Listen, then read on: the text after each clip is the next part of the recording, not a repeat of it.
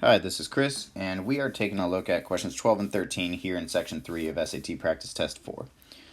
So for question 12, it says Ken and Paul each ordered a sandwich at a restaurant. The price of Ken's sandwich was X. The price of Paul's sandwich was 1 more than Ken's, which would be like saying X plus 1. If Ken and Paul split the cost of the sandwiches evenly and each paid a 20% tip, which of the following expressions represents the amount in dollars each of them paid?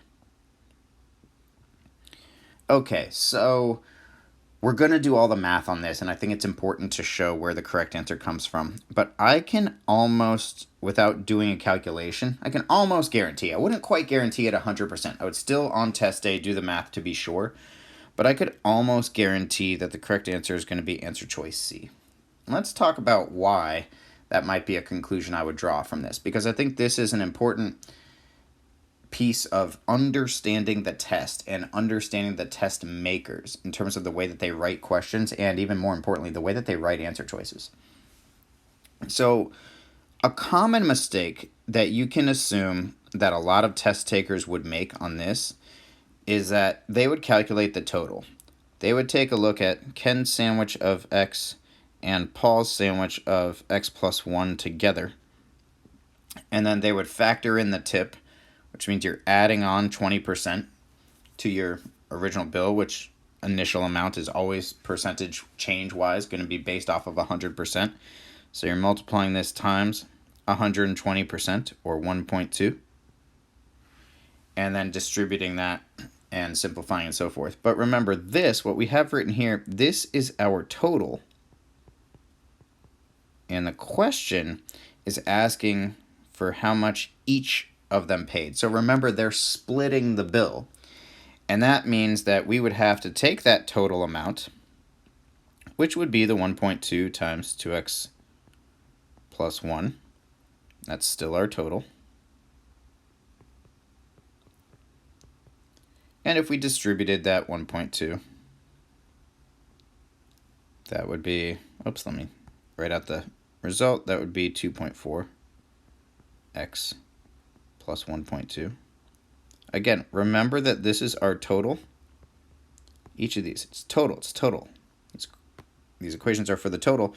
But then to find each, right, for each, which is what the question's asking for, this is what we're looking for. For each, we have to divide that total by 2, which means you would have to take each one of these divided by 2 to give you that 1.2x plus 0.6. So before arriving at that conclusion, if I look at my answer choices, I see here in these answer choices, I understand that they're giving you information to figure out a total, and then they're asking for how much they each pay. So in understanding common mistakes of test takers, I know that a lot of people would calculate the total correctly and forget to divide by 2, which means that I can recognize the relationship in these answer choices. Remember, they don't always pick numbers out of a hat. When writing answer choices, they look at relationships and common miscalculations that would be tempting. And so in this case, a common mistake is that someone would just forget that it's each, and they would forget to divide by 2 at the end. So this is our total for answer choice D, and this is what they each pay for answer choice C.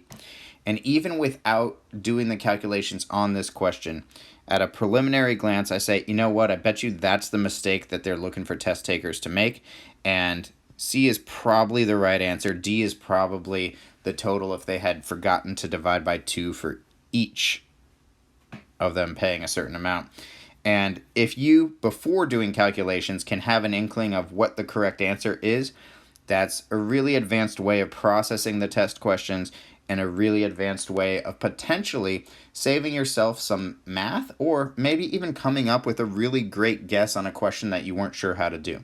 So that, as a takeaway strategy, is the most important thing for us to appreciate about the way that question 12 here is designed. Now let's take a look at 13. So here we have a couple functions, and it says the functions f and g are defined by these two equations shown here. So we see an equation for f of x and for g of x.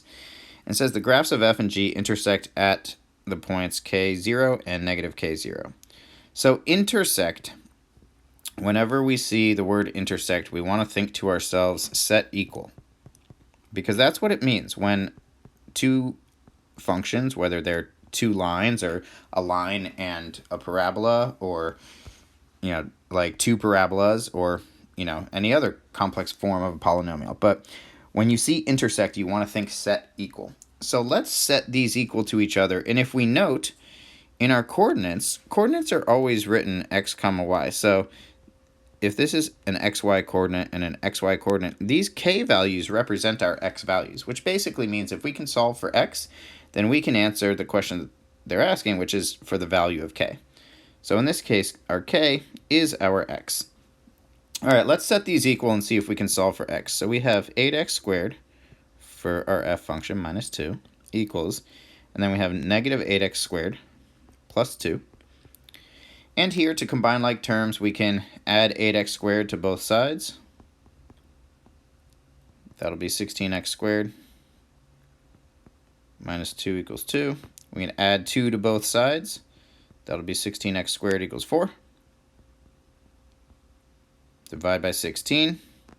That gives us x squared equals 4 over 16, or 1/4, once we reduce that.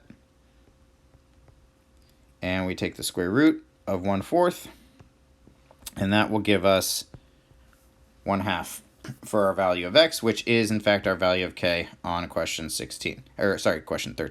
But the key here is whenever you see intersect, this is your takeaway.